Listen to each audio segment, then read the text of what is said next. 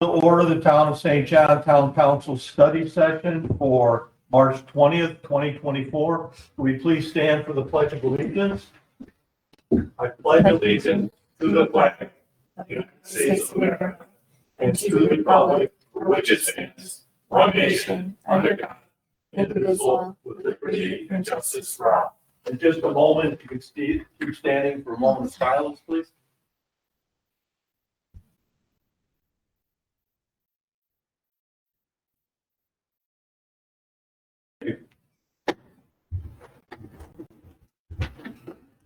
Ms. Donna, if we could have the roll call, please. Mike Bovat, Present. Christian Jorgensen is absent. Ann Oster, Present. Wayne Pondinas, Present. Gerald Swatz, Present. Phil Manisopoulos is absent. Joe Svetnov, he's attending remotely, and Beth Hernandez by way of Donna Little. Thank you for that, Ms. Donna. Item 4 on the agenda is the bid opening for the 2024 roadway resurfacing project. I will be opening the bids today.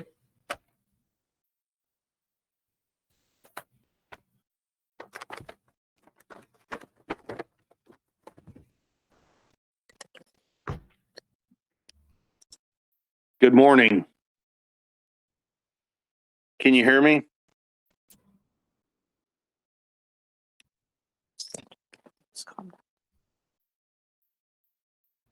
And this is a bid package for roadway surfacing from Millstone Contractors.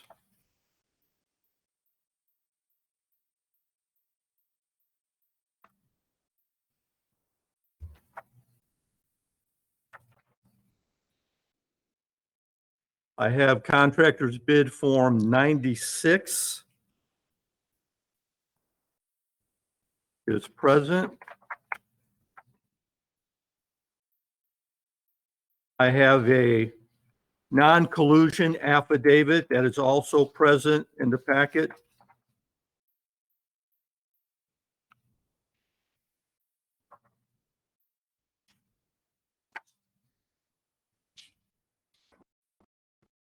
Morning, everyone. Can you hear me?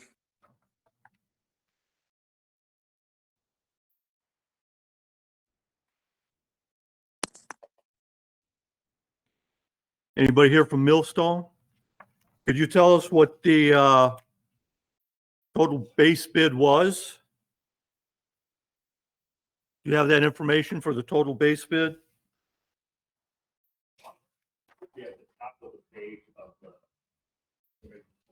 Yeah, sure. Quantity sheet somewhere towards the beginning. There, should be at the top of that page. That one there. Yep, this amount there. Gotcha. Okay, they have a bid for $2,909,891.40. And that is from Millstone Construction.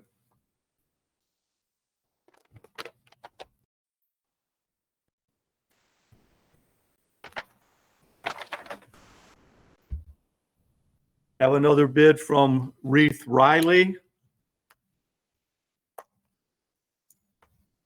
They got little tabs. They're helping me out here. I have the bid form 96 present.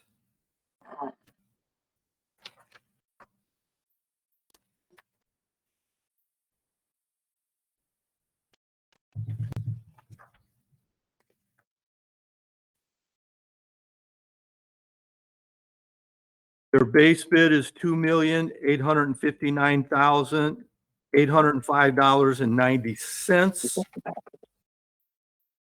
We also have a bid bond present in the packet. And I see a collusion affidavit.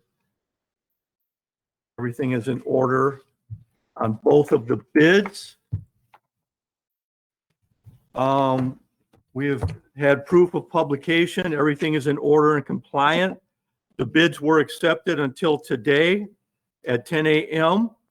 All bids will be given to the town attorney to ensure they are compliant and also given to the town engineers for review. And we want to thank everyone that submitted a bid for this project. Thank you. Moving on to item 5, the CDBG application and public hearing. This was a grant for the parking lot expansion and repair at Prairie West due in April and announced of award hopefully by May or thereafter. Any questions or comments on that? Maybe I'm wondering if the parking lot expansion, is it similar to what we were looking at a couple of years ago? I believe so. That- Wasn't that it, Wayne, that the expansion? Yeah, we looked at it and then I thought it was kind of expensive I think there was a question on the soil as well. yeah, but I when they did that, the first expansion on that, Jerry, they just went through it and then we did soil borings and that was through the place in Highland. Yeah. And then we just said it was going to be too costly. Right. So Now looks like we're applying for a grant so that somebody else pays for it. Yes. Okay. Yeah, hopefully we'll get it. We have Mr. Dave Schilling from Robinson Engineering. Did you have any comments on this, Dave? No, not really. We attended the workshop last week with the county. For those that aren't familiar, CDBG is federal funding for HUD that's distributed down big cities like Gary, East Chicago. They get their money directly from HUD. Towns and smaller cities, they get distributed through the county. So St. John, it's not the even year cycle, so we get to apply every other year. So yeah, hopefully we get this one. We do have the previous year was the Gates Park, the completion of the loop, which is going to be starting construction very soon. So they are focused on the parks and hopefully they grant us the fund. All right, thank you, Dave. Appreciate that. Anything else, gentlemen, ladies? No. Thank you. Item 6, dollars and scholars for Hanover Education Foundation donation. This is actually something that the town has been doing for quite a while. Dollars for Scholars and Hanover Education Foundation. It's been usually in a yearly amount of $1,000 each. It looks like we want to continue to do that. Any comments or questions on that? This is to. Yeah, so the letter I've got is from Lake Central. Okay, let me go back. Okay, let me get my laptop up. I would have to check with,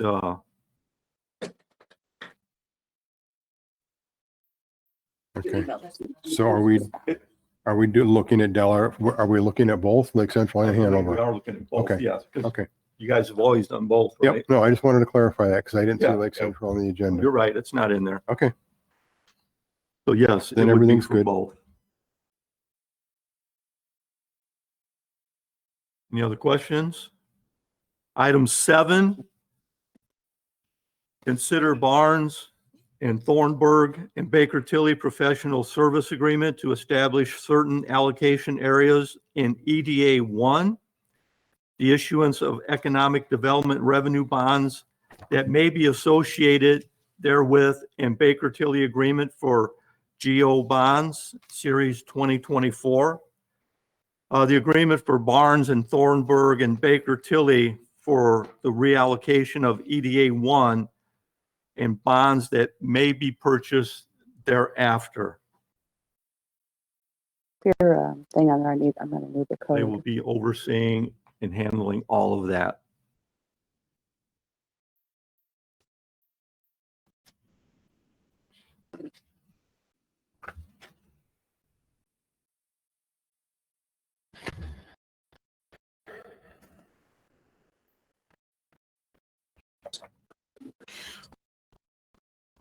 so I see between this one and the next one, we're looking at EDA 1 and EDA 2. Do we have specifications or designations of what those areas are? I believe so. I don't think we have the map. We weren't able to get the map, Jerry, but, oh, you do have the map? Awesome. Okay. Now. Hey, Barry, I'm connecting you up to this. And the EDA one is, I think it's to the north, the one that's at the north. Probably help out a little bit. Yeah, you're a little more familiar. Mr. Steve, if you want to comment on that, the EDA one. Yeah, I got it right here, babe. Well, go ahead and listen, so. So Right now, you have everything that's in, it says Old TIF and TIF 1. That whole area is EDA 1 now. Been added to, this is a 2014 map. Mr. Schilling is in the process of revising the map as requested by the council. So hopefully that will be forthcoming, Dave, right? We're working on it. Okay, so the second we have that, that will be provided to the town council. So you'll see where St. John Commons EDA is at, the true boundaries of EDA 1, the true boundaries of EDA 2, and the proposed EDA 3. Like, I think, Jerry, you were requesting an up-to-date map. So like I said, Robinson is in the process of working on that right now. There are different allocation areas that are going to be provided for and carved out in each of the EDAs. So that map is going to identify that as well. So it'll be all encompassing. It'll show you exactly what is proposed. And Barnes and Thornburg and Baker Tilly are going to be working in each EDA area, obviously. So, We have, and that's what the agreements are, is just to authorize them to do whatever work that the town council, also the redevelopment commission, directs them to do. So that's what the agreements are for. And we'll have these maps when? Hopefully next week for the council meeting Okay. plan. I would like to see those before we vote. yeah, before the council, Okay, if you can. I'll get those guys moving.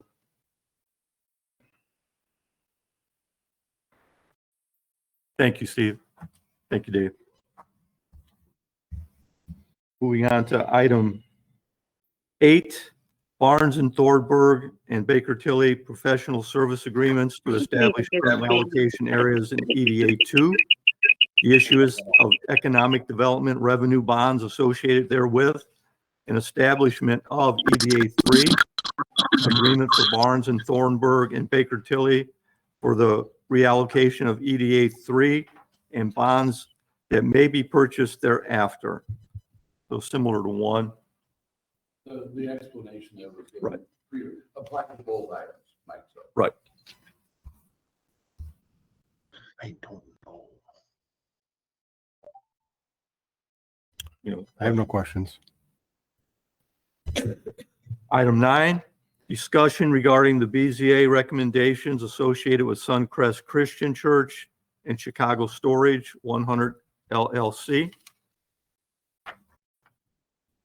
Both came with favorable recommendations from the BZA.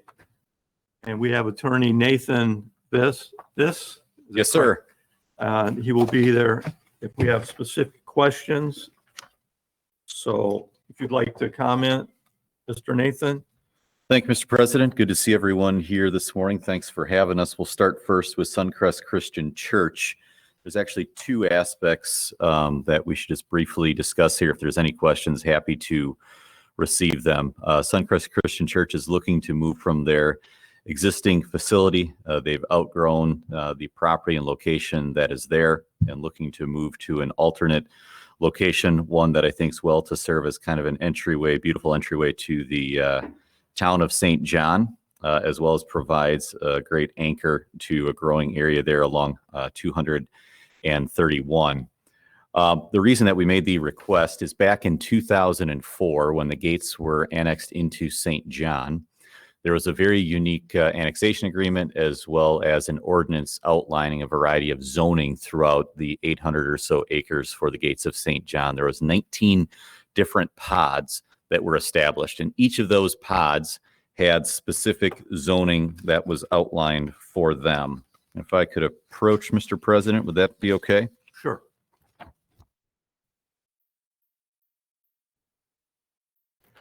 Just a brief handout that helps us understand what it is that we are working with. So the first page that you see there is a zoning map or a pod map of what was outlined back in 2004. And the area that we are highlighting and discussing here is that area on the first page that's outlined in green, and then to the right of that as well. So the area in green is about 4.86 acres. That is proposed. That'll be separate. That's a petition that's pending before the Plan Commission actually starting this evening to be zoned commercial. And then to the right of that is approximately 12 or 13 acres, and that is currently located within Pod 3 and perhaps slightly Pod 7.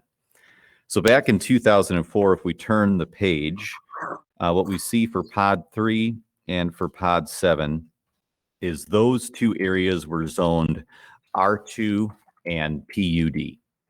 So previously, back at the end of February, we went before the BZA, and at that point in time, we were seeking a special exception to allow for a church to be placed within that particular zoning. And that's one of the matters that'll be before you next week based upon a favorable recommendation. So churches are allowed in those areas, but it does require a special exception. Thus, we had to go through the BZA, and then we'll end up before you, the town council. So that's item A that'll be before you next week. The second item that's a bit more unusual is if you turn to the third, fourth, and fifth page, and pardon my handwriting over these agreements, but back in 2004, as part of the annexation agreement, there was a limitation that was agreed to at that point in time and set forth in a town ordinance. And the limitation that was placed is that in the entirety of the 800 or so acres that comprises the gates, that there could only be one church located throughout that entirety of those 800 or so acres. And in order for my clients to move forward and to be able to build a church at this particular location, what that would require would be an amendment of that 2004 town ordinance to lift that restriction to allow more than one church to be placed there. I've had extensive dialogue with Attorney Adam Decker as well as with Joe on this matter, and we're all in agreement that what would need to happen are two separate things. One is the special exception request that we've already made from a zoning perspective. And then in addition to that, the other item that would be required would be an amendment from the town council only that would address this annexation agreement that was entered into as an ordinance back in 2004 to enlarge and allow a second church to be located within the gates of St. John. So those are the two items. I've presented to Joe a while back a proposed brief amendment. I'm not sure if he's had an opportunity yet to digest it. Everyone is diving in here full steam the first 3 months of the year. But those would be the two items, Mr. President, on behalf of Suncrest Christian Church that we'd be looking for the town council for approval on. One is approval of the BZA recommendation, and then two would be an amendment of that. Yep. I'll entertain any questions. There's only one other church in the Correct. Yes. Yep. Any other questions? Morning, everyone. Can you hear me? Looking at the annexation agreement, are we changing the annexation agreement or, and if so, do we need to get the approval or of the other parties listed? Good question. Mr. Sweats had extensive dialogue with Joe and with Adam on that, and it is their legal opinion that we do not need the agreement of the other parties. That was an agreement that was taken in, and subsequent to that, it was approved as an ordinance. Okay. So at the end of the day, what would need to be amended would be the ordinance. It does not require the approval of any of the other parties that were party to that originally back in 2004. Candidly, my clients purchased the property from one of the original owners of that agreement back in 2004 with clear understanding that the intention was to build a church, and there's no objection from them. But in speaking with Attorney Svetnoff and Attorney Decker, they are both in agreement that just what would need to be amended is this ordinance number 1396 that I've included in the packet here. And then the very last page, paragraph 5, it identifies pod 16 as the only pod that can be used for a church/school site. That is what would need to be specifically amended. And in actuality and candidly, previously where the church is presently located, the church that is in the gates is located in pod 17 and pod 7, which wasn't anticipated or intended for the church anyway. But that's a separate matter. That's from the past. So this is just cleaning up a restriction that was placed about 2 decades ago. Any other questions or comments? Thank you, Attorney. Thank you, Mr. President. We've got then one more item, and that is Chicago Storage 100 LLC. If I could also approach.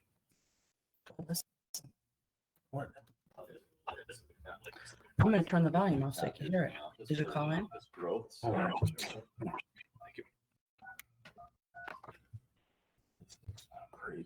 is a proposed high-end indoor storage development, which would be located on Ravenwood Drive in between the new workout facility on the right and the Goodwill, which is located on the left. So if you take a look at the packet that is before you, this current area is zoned C2.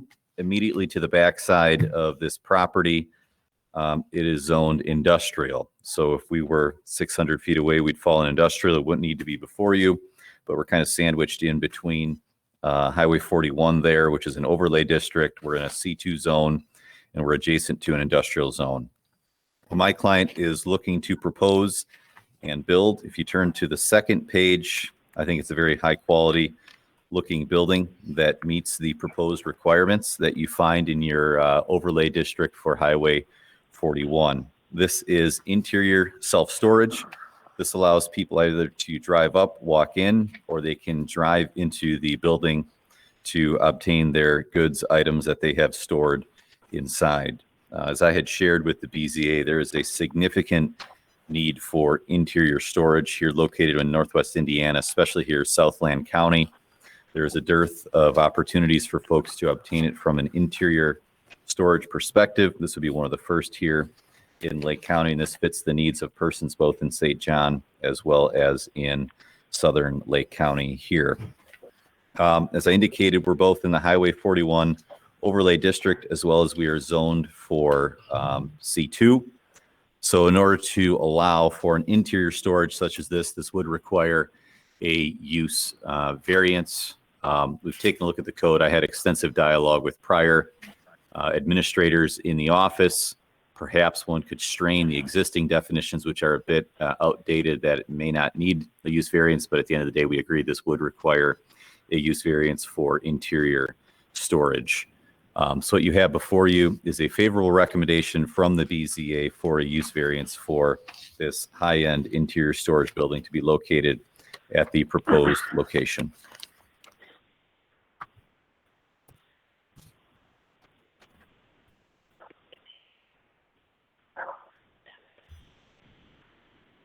Hello, everyone. Can you hear me? What is the elevation of this building? Do you know?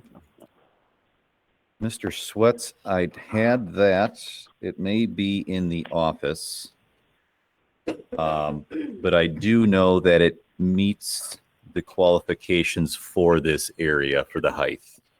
It's kind of a very unique property. There's about a 15-foot drop from the very back side to the front side of the property. That is a conversation at one point last fall we had with Jenna as well as in January as to the height of the building. But the front height, which would sit approximately 15 feet lower, even when you take that into account, still is under the maximum allotment that would be allowed for this area. Yeah. Yes. I'm just concerned about putting a warehouse in our commercial corridor. That's my biggest concern.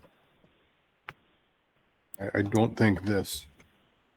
Yeah, I am definitely opposed to this in this location. I think it needs to be for commercial not an industrial. And if it was, I know if it was a block back, it would be fine. But it's not a block back, it's a block forward. And it's sitting in the middle of our commercial industrial zone or commercial zone. And it's going to be obvious from 41. That's all I have to say. Better than having a vacant piece of property there that's been sitting idle for how long? Well, it's just starting to develop around it. How long has Planet Fitness been open? Well, look at Dyer. Dyer's got right next to Jewel or I know. Goodwill, and Looks it like a doesn't warehouse. look bad there. Okay, well, we differ. That's all. I'm just, Yeah. you voiced your opinion, I'm voicing mine.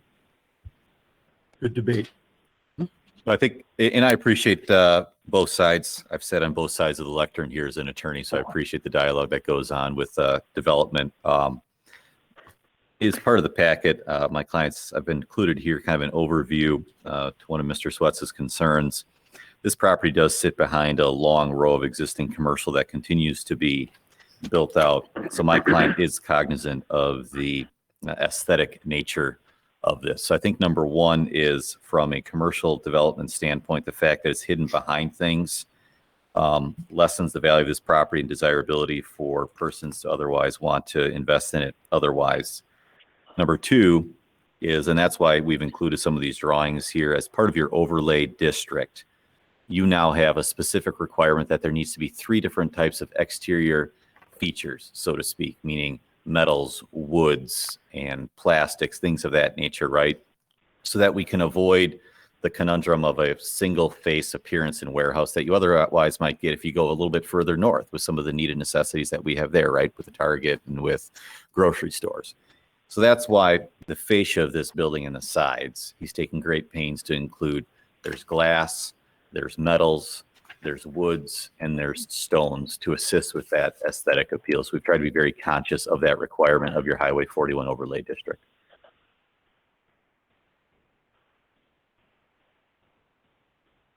Anything else?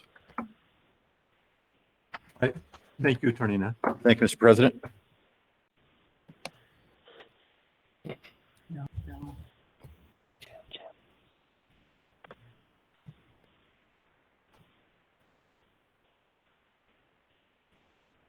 Item 10, consider donation to the Safety Village. The town manager has met with the treasurer of the Safety Village and was provided detailed financial from 2020 to present. And in those instances, everything was found to be in order. That's when Police Chief Zormak took on the role as the treasurer for the Safety Council. Any questions can be presented to Bill Anasopoulos prior to the regular council meeting next week. So we will be having it on the agenda for the donation of the Safety Village. Comments on that? I'd like to read something that was presented last year with Chief Flores. And thank you for reaching out respectfully. As I have stated before, I have my reasons as to why I want nothing to do with the Safety Village and Mr. Jarvis. Reasons that I am not at liberty to discuss. Unfortunately, that's all I can do and tell you right now and share one. Until my reason is cleared up of Mr. Jarvis is removed from the Safety Village, I do not want my name attached to the Safety Village in any way, shape, or form. I talked to Chief Flores. I asked him if I could read that. He said his feelings are still the same. And when this was presented last year, I don't think we gave him the money. And they said that thing was going to fall apart. It didn't fall apart. They need the budget for an audit, and they need an audit from 2017, 18, and 19. Those were the years that were discussed with me that there should be an audit. If they're willing to do an audit, let's not do on 21 and 22. That's when the new regime came in or new leadership. Let's go back and find out. I'm not against the Safety Village. I think it's a good idea, but these questions have came up, and our police chief brought them to us. I think we need to look at that before we do anything. Until they do an audit, then we should defer that. Again, I say the Safety Village is a good thing, but if something happened, then we need to investigate it to do our due diligence to make sure that everything's going right. I do recall at some meetings last year that they were inquiring about the audit, so they never completed an audit? Not to my knowledge. Okay. Yeah, I'd be curious about an audit also. And And I think that would show transparency to the towns that have donated to the Safety Village, both Dyer and St. John and Cherville. But there's a question there, and let's get to the bottom of it. And if the audit's done and there's nothing there, that's great. We can continue on with it. So what years do you want an audit for? 17, 18, and 19. Okay. And I think that would be the proper way to do that. If it comes out good, that's great. And then what kind of audit do you want? Because when I was on the board a year ago, we had discussed the audit. We needed the money to get the audit, but the accounting firm that we talked to said for nonprofits, there's two different kinds of audits. And so we have to decide what kind of audit you want. One of them is a little cheaper one where you're, I think, and maybe Bill Jarvis should maybe be here to answer these questions, but one of them handled the income, and the expenditures to make sure that they were handled properly. I want to make sure everything is done properly and there was no nefarious acts going on. Mhm. And I've talked to different people and they said that, just do that and then let's see what happens. Yeah. But it needs to be a full depth, in-depth audit as to what happened. And you're willing to pay for that. I would think the quote If they want to come with I us for think the the money, quote was close to let 60. the safety board pay for their own audit. With what money? We are the safety board. We are the safety But we can be the village. safety board, Jerry, but they were told that at the last meeting, get your audit done. So where's the audit? Today, there is no audit. So I think if you're part of that safety board, wasn't Councilman Blazak part of that? Wasn't he sent there to do that very same thing? Mhm.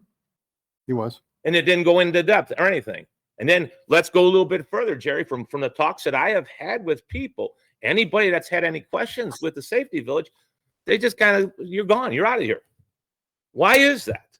Oh, no. Why can't we do an audit on those years and see what happens? Because it costs money.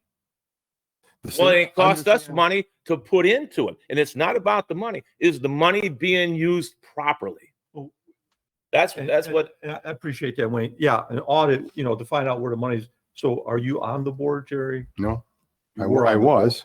Okay. And then when you say there's two types of audits, Mhm. who did you speak to about that? Is that like I think it was McMahon and Associates they called Okay. to come in and do the audit. Yeah, I think you're right. And I think they did a review. The problem, see, here's the problem is that there's some accusations of stuff that go back quite a few years. And then the board of directors of the Safety Village is us. It's 3 members from each town of the 3 towns, Cherville, Dyer, and St. John. That's the board of directors. It's those 9 people. So if there's some accusations of misspending or misappropriations, it would be something that would have been reviewed by the individual towns already because their representatives were there. There were some accusations of some mishandling of some money. I think the board looked at it. The board at that time looked at it, didn't find any improprieties that required any action. and when you say the board, you're talking about The board the back in 3 members 20, of each Yeah. community. yeah, the 9-member board Okay. looked at it and didn't see, and so we really should have Bill Jarvis here to answer those questions because I wasn't on the board at that time, but when I met with the Dyer group, Dyer group was, and that's been the whole stumbling block of getting anything done is the Dyer group hasn't shown up for any meetings. They haven't put in as much money as us either, I Right, believe. they have not, and they haven't shown up for any meetings. And unfortunately, because of the way the bylaws are written, if there's not a representative from each community, you can't have a meeting. So they would call a board meeting. Nobody from Dyer would be there. So there's no meeting. And without meeting, you can't take action on, let's hire this firm to do an audit. It can't be done until actually so I was hoping that with the new board coming in, that been able to iron some of these things out. So I think you probably need to meet with Mr. Jarvis. Right. Sounds like we need more information. Yeah. Absolutely. All right. Sure, do you know why why wouldn't they show up? Was there a reason? Yeah, they weren't happy. They weren't happy about the fact that they were getting a lot of backlash because they weren't spending or putting in the same amount of money as Cherville and St. John. And also one of the representatives, I think, had some personal issues with, I think, along the same line as what Mr. Flores does. I don't know because I wasn't on the board at that time and never really got any feedback from him, but that's my understanding. Thank you for that. All right. I think more information is needed for that. Yeah, but for the record, I think the safety village is a good thing. I think we need to stay involved in it. And I agree that we need to get it working properly. It's actually working very well, but they're getting hamstrung because the finances aren't coming in. We didn't pay last year's and now they're waiting for this year's. Yeah. Yep. So. And I support the safety village. I think everybody here I does. support it too. I just, if there's some questions there, let's get, I don't want that cloud of, Right. delusion there. And we'll get. And through I think is, we'll get through it. We'll get there. Yeah. you want to come up? Oh, we're good. Oh, okay. And then on item 10, we'll get more information. And then we're going to have Evan come up. If you could just make some comments, Evan. Yeah, I apologize. Thank you for taking me. Wayne called me this morning, so I thought I'd come clear some things up. I hadn't seen the agenda yet. He called me about the light poles. We are putting receptacles on with a change order. It'll be coming in front of you guys next week. I thought it was going to be here in front of the study session. It's coming as a no cost. We had some extra quantity, some extra borrow on the job, so I was able to balance it. So it is coming at a no cost change order. It's actually like a $50 reduction to the contract, but it is a no cost one. As far as where the job is at, before I walked in, they had about half the lights up. I'm going to go talk to the foreman before I leave town here. I'm assuming they'll be back tomorrow to do some more work on it. We're just waiting really for the weather to break. The last few things that we have are temperature related. Wait for 45 degrees and up to get the thermo down, paint the poles. There's some corrections with the asphalt that we will be doing before we place any final pavement markings. It's not exactly the best quality pavement out there. Public Works has put some cold patch down already in some of the spots. So we have asked Reith Riley and Passion to meet on site so we can discuss what we are going to do out here. And it's not going to be a patchwork. It'll be milling machines and new pavers out here. So it's not just, the town didn't pay for a quilt. It's a brand new reconstruction job, and it will be that way before we leave it. Thank you. Appreciate it. All right, thank you. Moving on to item 11, motion for adjournment. I'll make a motion that we adjourn. Support. I have a motion. I have a second. All in favor, say aye. Aye. Aye. Meeting's adjourned.